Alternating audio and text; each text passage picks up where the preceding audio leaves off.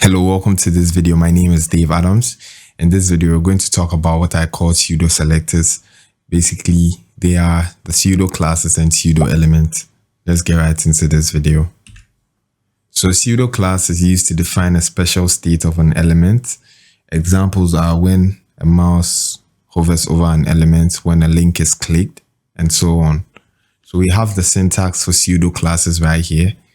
You have a selector, which can be the element name, the element class, or the element ID, a colon, and then a pseudo class, and then bracket, and you have the property and the value.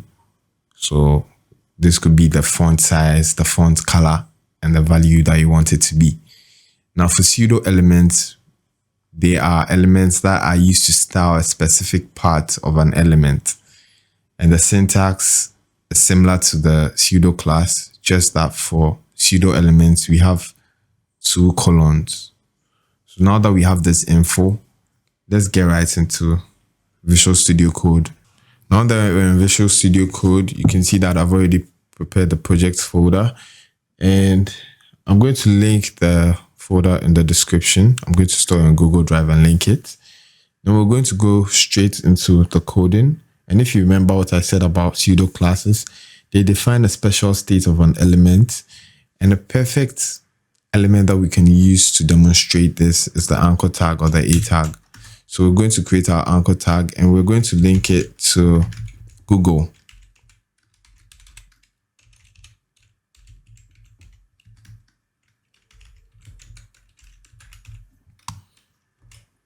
And we also want to give it a name. So now when we go into the browser, we can see the text right here. And when we right click and open a new tab, we can see that the page opens as well. Now what we want to do is to affect this in CSS. We're going to target the A tag by its name or the element name. And what we want to do is the default color. We want the default color to be black. That's right here. We're going to save that. Now we want to copy this as well. We're going to leave a space. Now we want to target the pseudo class, which is characterized by a colon. Now what do we want to target? We want to target hover. So this basically targets the state of hovering over the link. Now when we hover over the link, what color do we want it to be? We want it to be red. And just for demonstration purposes, maybe we want the font size to increase to 40 pixels. So now let's go into the browser, and when we hover over it, you can see that there's a change in the font size and the color as well. Now let's say we also want the text decoration to change to none. So it's going to take away the underline when we hover over it, and you can see that that is happening as well. Now we want to also target the active state with the pseudo class. So we're going to just copy this and we're going to clear this hover and change it to active. Now with active, what do we want to happen?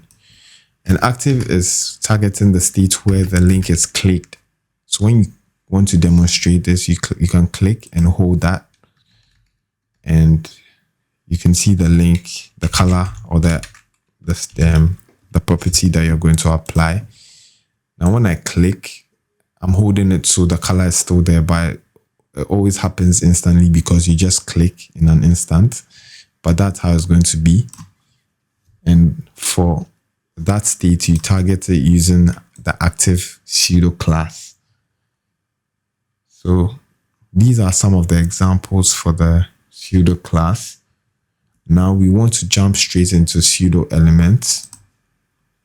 And what better example than to use a paragraph? Let's do lorem 30, which is a shortcut for the number of words. So you do lorem and the number of words that you want to be displayed. So I'm going to do 30 words. Now with P, I'm going to target P as well. Let's say by default, I want it to have a color of aqua.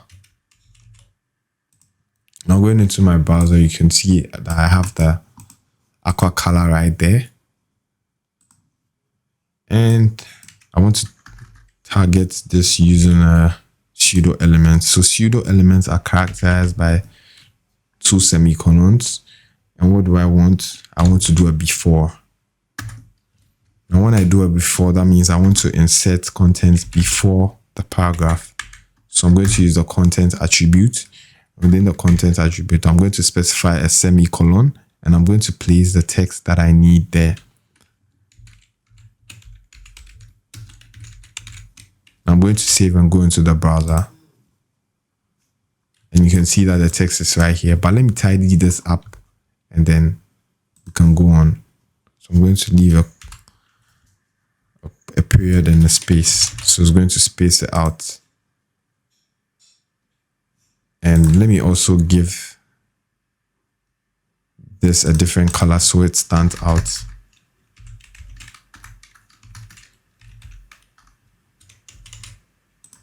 Now you can see that the text before has been given different styling and it's inserted before the paragraph, but I won't encourage the use of CSS to insert text into the HTML content. If you want to insert text, just place it within your HTML.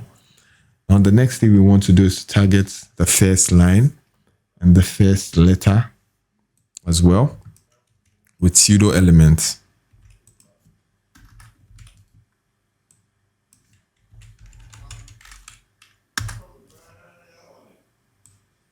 I'm going to clear this. And I'm going to make this green. Now we should expect that the first letter becomes green. And there we have it. The E in example is green. Now we can comment this out. And we can also do first line, which should affect the first line. Before that, I want to comment this out. And I want to make this red. Now, when I go into the browser, the first line is red. I think this